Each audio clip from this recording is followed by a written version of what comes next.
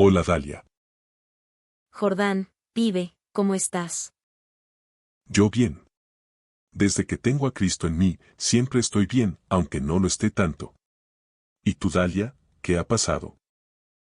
¿Qué no ha pasado, che? Dios da gracia a los humildes y humilla a los soberbios, ¿verdad? Sí, Jordán, pero esto va más allá de eso. Cuéntame.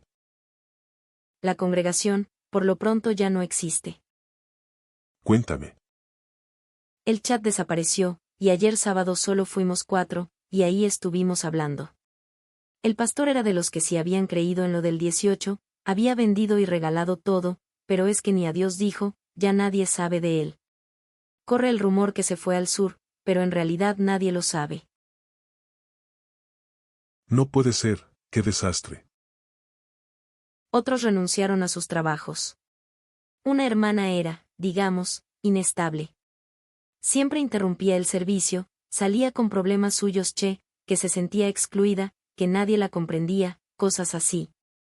Ella se unió al pastor en su cruzada del 18, repetía las mismas frases que Tempone.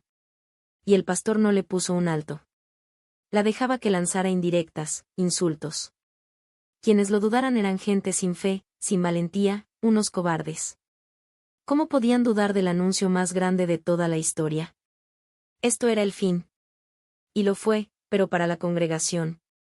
El ministerio va a nombrar otro pastor la próxima semana, pero por lo pronto hay un ambiente horrible, no éramos muchos, era una congregación pequeña, pero aún así, somos la comidilla. La hermana. Es terrible. Intentó quitarse la vida, Antier lo supimos por su madre, ella vende comida en el centro.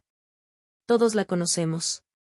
Se lo dijo al hermano Luis, reclamándole, pero Luis era de los que no habían creído. Él había dejado de asistir a los cultos, me dijo que esto no era de Dios y se había sentido muy molesto con el pastor. Todo es un caos. El chat había sido un campo de batalla los últimos 2 meses. ¿Qué está pasando, Jordán? ¿Puedes decirme algo? Me he quedado sin palabras, Dalia. Obviamente todo esto ya lo sabía o lo intuía, pero saber de casos vivos como el tuyo siempre lo dejan a uno triste, impotente. Tenías razón, no hubo ningún rapto. Los que creían en eso están en silencio. No han pedido disculpas. De hecho, ayer que estábamos los 4 hablando afuera del templo llegó doña Marina. Ella había creído y defendía al pastor y a Tempone. En vez de disculparse nos alegó que nosotros éramos los culpables porque no habíamos creído. Tratamos de defendernos pero nos interrumpía con gritos. Nos dijo que no habláramos mal del pastor ni de Tempone y que solo Dios podía juzgar. Y se fue muy enojada, nos quedamos tristes ahí y después cada uno se fue a hacer sus negocios. Yo no sé qué sigue, Jordán. Pues yo tampoco, solo seguir predicando el Evangelio. Espero que el asunto ahí quede y no pase a mayores. Pero Andeli ayer le sacó un audio privado a Tempone y al parecer ha dado una nueva fecha. No, no puede ser, tiene que ser una broma. No, no lo es. Era su voz y toda su forma, era él, Dalia. Dice ahora que para el 26, en poquitos días. No solo no está pidiendo disculpas, está en tono desafiante, está amenazando otra vez a sus enemigos con eso de que se viene el rapto y el fin del mundo para los que lo critican. Yo creo que después del 26 va a decir otras y así. Pero esto. No. No me entra, Ha causado mucho daño. Y nada, ni nadie lo detiene. Que alguien lo detenga. Traigo las manos frías, Jordán. Esto es una pesadilla. Tranquila, Dalia. No es la primera vez que esto pasa. Estamos pasmados porque es la primera vez que lo vemos en vivo y a todo color. Tempone ha moldeado un golem de barro y estiércol enfrente de nuestras narices, y lo ha horneado en plena era de la inteligencia artificial, a la antigua, pero esta vez es, déjame decirte, de una argamasa débil, por definición. Está hecho vía Internet. Sus seguidores están dispersos por todo el mundo hispano. El tipo no tiene plaza. Aunque de vivir sí puede vivir de esto fácilmente y pienso que ya lo está haciendo. Creo que no va a durar mucho. Pero si algo tiene es que no sabemos con qué otra cosa va a salir. Se le ve decidido a cualquier cosa. ¿Qué hacemos, Jordán? Creo que sé de dónde está obteniendo energía. De nosotros, todos los que hemos seguido su caso y que no podemos creer su nivel de desafío a Dios. Los narcisistas obtienen su alimento de los demás, incluidos los que los critican. Así que aquí le estamos dando de comer otro poquito. Lo único que se me ocurre es que tratemos de no darle tanta importancia, que ya no le dediquemos más tiempo, más cámara, dejemos que muera de inanición. Lo siento, Jordán. No, Dalia, por esta vez está bien, era muy necesario, no hacerlo es lo que él quiere. La iglesia, porque la congregación somos todos nosotros. Los de la secta no, al menos que se arrepientan, cosa que no estoy viendo. La iglesia tenemos que estar unidos, platicar entre nosotros. No podemos darle carpetazo sin hablar a fondo de lo que pasó. Tenemos que destazarlo, hacerle la autopsia y publicar los resultados. No puede volver a pasar, de preferencia, aunque lo dudo mucho. ¿Ya viste la cantidad de seguidores que lo están defendiendo por la red? No les importó que sea un falso profeta. Lo aman más a él que a Cristo o a lo que dice la Biblia. Increíble. Y decime, Jordán, ¿cómo tú crees que logró hacer esto?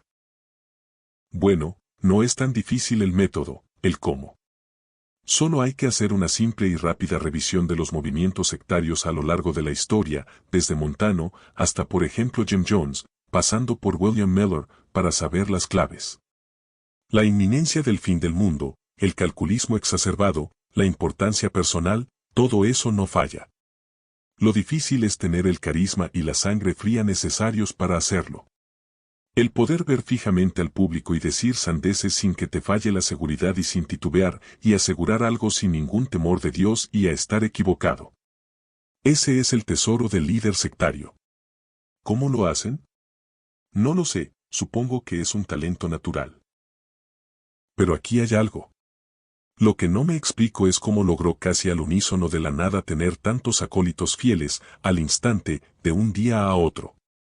Es perturbador lo que te voy a decir, he notado que muchos de sus seguidores, en los comentarios de sus videos, repiten las mismas frases, los mismos argumentos, pero con las mismas palabras, las mismas defensas, los mismos gestos, hasta los mismos ataques, incluso los mismos emojis.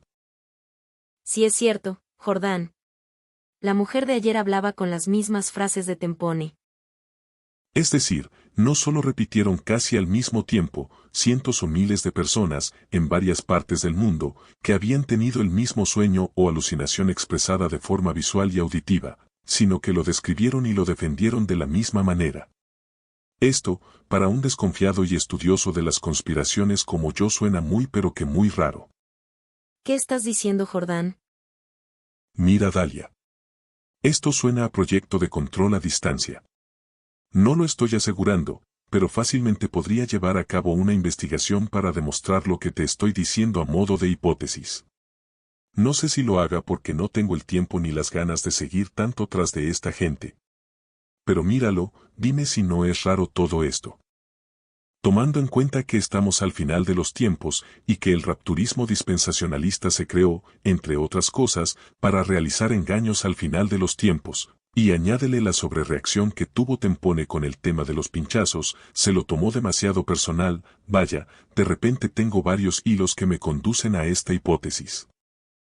En resumen, esto podría ser un experimento piloto de control remoto en temas religiosos para algo mucho más grande que se aproxima. Un engaño terriblemente más grande podría estar a la vuelta de la esquina. Esto pudo haber sido nada más la fase de prueba y sí que funcionó. Mira, aquí tenemos a miles de personas que dicen haber visto, oído o soñado el mismo mensaje casi al mismo tiempo. No entiendo bien esto, Jordán, déjame pensarlo. Pero me quedé pensando en otra cosa mientras hablabas. El temor a Dios, Jordán, háblame de eso. Es fácil, Dalia. Cada vez que se diga Dios me habló, Dios me lo dijo, y frases así, a quien lo dice le deberían de temblar las piernas. ¿Sabes qué? Mejor no decirlo nunca. Remitirnos a la sola escritura. Todo lo demás es para volverse loco. Todos esos que salieron en el video diciendo que habían tenido sueños, que Dios se los había confirmado visible y audiblemente, Jordán, me da un poco de miedo. ¿Cómo no va a dar miedo, Dalia? Si no se los dijo Dios, entonces ¿bajo la influencia de quién o de qué cosa estaban? Lo que no me entra en la cabeza y no lo puedo superar, Dalia. El niño pequeñito que metieron en ese video. Eso es abuso infantil, eso debería ser rechazado por todos, pero es que se montaron más en la secta. Nadie dijo nada. Pasó lo peor que podía pasar. Pero regresando a lo del niño, ahí sí les puedo decir, con los niños no se metan, a un niño ni siquiera se le debe bautizar, mucho menos ponerlo a decir algo que ni entiende y exponerlo ante la cámara. Eso es no amar a tu niño. Es despreciable. Imagínate cuando ese pequeñito crezca, puede llegar a desarrollar odio al cristianismo. Espero que no, pero ese niño corre un gran peligro. También, hablando de ese mismo infame video de Elegidos 17-18 llamado, algunos de los miles que somos la voz en la tierra, hay que decir algo relevante. ¿Por qué, si en los últimos días ha borrado por fracaso o vergüenza ya varias publicaciones, no ha eliminado esta? Te diré por qué. Es un ritual de humillación y de apropiación a los que se prestaron a hacerlo. Es como decirles, ustedes me pertenecen, todo lo que me pase a mí les pasará también a ustedes. Es terrorífico. Si el líder de la secta fuera comprensivo, eliminaría ese video para no comprometer aún más a quienes participaron en él. Es de no creerse. Pero ese precisamente es el paso definitivo hacia la consolidación de la secta. ¿Y esos otros, Jordán, cómo lo aseguraban? Pues porque el líder se los había dicho, y se habían supersugestionado, o les había hablado el mismo espíritu, o todos fueron controlados a distancia y fueron conectados a la misma frecuencia. Toda secta se basa en que el líder cuenta con subestimar el intelecto de la gente. Sé que suena ofensivo pero no es de mi parte, es lo que han hecho con todos ellos. Y lo sigue haciendo, que es lo peor. No lo puedo asimilar, Jordán. ¿Qué ha sido todo esto? ¿Un tipo de posesión demoníaca colectiva? ¿Por qué había cientos o miles de personas diciendo que habían soñado con esa fecha? No lo entiendo. Sí, Dalia. Ahora que lo dices, me han dado escalofríos. Cualquiera de las explicaciones está fea. Y me dan más escalofríos de pensar que no son solo ellos. Ya están otros diciendo cosas similares. Ahí está Nicolás Rocha diciendo que tal vez para noviembre. No escarmentó de cuando hace 2 o 3 años falló en su predicción. Al menos Nicolás lo dice en términos pacíficos, pero de todos modos alimenta al monstruo. Ahí están prédicas de Roberto Breaker diciendo que los cristianos sí podríamos saber el día y la hora, y eso que Breaker es más serio. Ahí está Ulises Astudillo diciendo que pronto vamos a saber el día y la hora. A mí se me hace que viene una oleada de predicciones. Los dispensacionalistas están enfermos de la misma enfermedad. Todos los dispensacionalistas de buen corazón deberían entender que esa interpretación está mal y es esencialmente perversa. Una gran apostasía se nos viene, Dalia. Y con cada una de esas más y más cercanos al cristianismo se alejan. Pero eso es señal de que Cristo está cerca. Por eso nosotros tenemos que estar tranquilos y confiados. Alertas, eso sí, pero alegres y descansados. En cambio los que creyeron en lo del 18 estaban bastante alteraditos. Sí, obvio, la mayoría no están salvados, solo viven procurando. Lucas 13:24. Exacto. Tenían o tienen mucha fe. Pero no fe en lo correcto. En este mundo todos tienen fe. Unos tienen fe en el dinero. Otros en santos. Otros en demonios. Otros en sí mismos. Otros dicen ser cristianos, pero ponen su fe en otras cosas, aun diciendo que tienen fe en Cristo. Tienen fe en Cristo pero también en otras cosas. Creen en otro evangelio. En este caso decían o dicen tener fe en Cristo pero también en una fecha.